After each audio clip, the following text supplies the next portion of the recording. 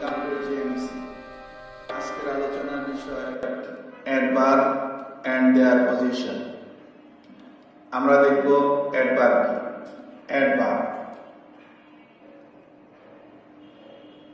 ভার্বকে when, where, how, why দ্বারা প্রশ্ন করলে যে উত্তর পাওয়া যায় তাই অ্যাডভার্ব।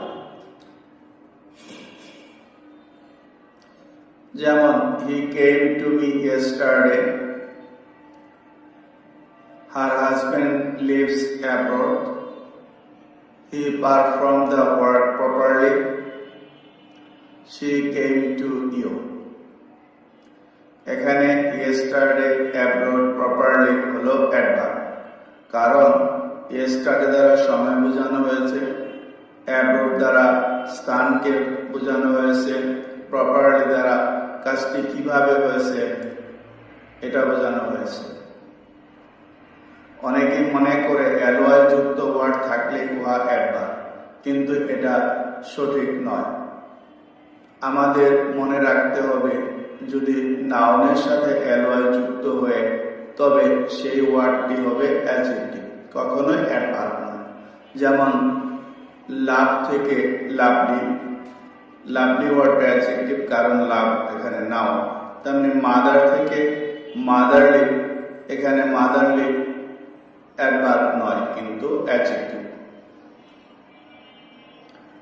মাদার থেকে মাদারলি, এখানে মাদার নাউন তাই মাদারলি অ্যাডজেক্টিভ। ফ্রেন্ড থেকে ফ্রেন্ডলি, এখানে ফ্রেন্ড নাউন তাই ফ্রেন্ডলি অ্যাডজেক্টিভ। আবার যদি অ্যাডজেক্টিভের সাথে অ্যালয় যুক্ত হয় তবে সেই ওয়ার্ডটি হবে অ্যাডভার্ব। যেমন ক্লিয়ার থেকে ক্লিয়ারলি, নরমাল থেকে নরমালি, প্রপার থেকে প্রপারলি।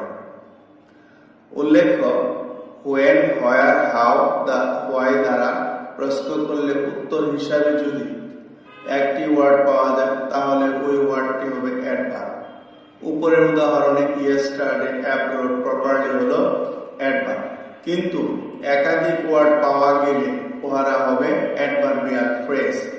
যেমন why have you come answer to learn English, এখানে টু লার্ন হলো অ্যাডভার্বিয়াল ফ্রেজ। আমরা এবার শিখব অ্যাডভার্বের অবস্থান বা পজিশন অফ অ্যাডভার্ব। অ্যাডভার্বের সাধারণত তিনটি পজিশন থাকে। একটি হলো ফার্স্ট পজিশন, অর্থাৎ ফার্স্ট পজিশন অফ অ্যাডভার্ব। যে সকল অ্যাডভার্ব সম্পূর্ণ সেন্টেন্সকে মডিফাই করে তারা ফার্স্ট পজিশনে থাকে, অর্থাৎ সেন্টেন্সের শুরুতে বা সাবজেক্টের পূর্বে বসে। যেমন suddenly, fortunately, unfortunately, luckily, certainly ইত্যাদি। Example, suddenly he fell down from the rope, এখানে সাডেনলি সেন্টেন্সের শুরুতে অর্থাৎ সাবজেক্টের পূর্বে বসেছে, তাই suddenly adverb. Number B, certainly she will come in time, নিশ্চয়ই সে সময় মতো আসবে। এখানে সার্টেনলি সেন্টেন্সের শুরুতে অর্থাৎ সাবজেক্টের পূর্বে বসেছে, কাজে সার্টেনলি ফার্স্ট পজিশনের অ্যাডভার্ব। মনে রাখতে হবে ফার্স্ট পজিশনের অ্যাডভার্বকে অনেক সময় সেন্টেন্স অ্যাডভার্ব হিসাবেও গণনা করা হয়ে থাকে। আমরা এবার দেখব মিডিল পজিশন অফ অ্যাডভার্ব, অর্থাৎ যে অ্যাডভার্বগুলি সেন্টেন্সের মাঝে বসে। যে সকল অ্যাডভার্ব মূল ভার্বের পূর্বে অথবা হেল্পিং ভার্বের পরে বসে ভার্বকে মডিফাই করে তারা হলো মিডিল পজিশনের অ্যাডভার্ব। যেমন always, never, ever, already, recently, just ইত্যাদি। Example, you should always be honest, এখানে অলওয়েজ হলো মিডিল পজিশনের অ্যাডভার্ব, কারণ এটা সেন্টেন্সের মাঝখানে বসেছে। Number B, he never goes to Barishal, এখানে নেভার সেন্টেন্সের মাঝখানে বসেছে, অর্থাৎ মূল ভার্বের পূর্বে বসেছে। সুতরাং নেভার হলো মিডিল পজিশনের adverb. Number 3, last position of adverb. যে সকল অ্যাডভার্ব মূল ভার্বের পরে অথবা অবজেক্ট এর পরে বসে ভার্বকে মডিফাই করে তারা হলো লাস্ট পজিশনের অ্যাডভার্ব। যেমন বিউটিফুলি, প্রপারলি, অথবা অতীতের যে কোনো সময়, yesterday, last month, last year, ভবিষ্যতে যে কোনো সময়, tomorrow, next year, next time ইত্যাদি। Example, they went to London last year. এখানে লাস্ট ইয়ার অতীতের সময়কে বুঝিয়েছে এবং সেন্টেন্সের শেষে বসেছে, সুতরাং এটা লাস্ট পজিশনের অ্যাডভার্ব।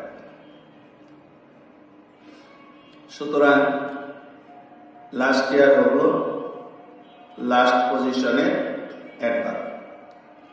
তেমনি B, Hamid will not come tomorrow, Hamid আগামীকাল আসবে না। অর্থাৎ এখানে টুমরো সেন্টেন্সের শেষে বসেছে, তাই টুমরো হবে লাস্ট পজিশনের অ্যাডভার্ব। কিছু অ্যাডভার্ব আছে যেমন very, so, too, not, extremely, এরা অ্যাডজেক্টিভ ও অ্যাডভার্বের পূর্বে বসে অ্যাডজেক্টিভ ও অ্যাডভার্বকে মডিফাই করে। যেমন she is very intelligent,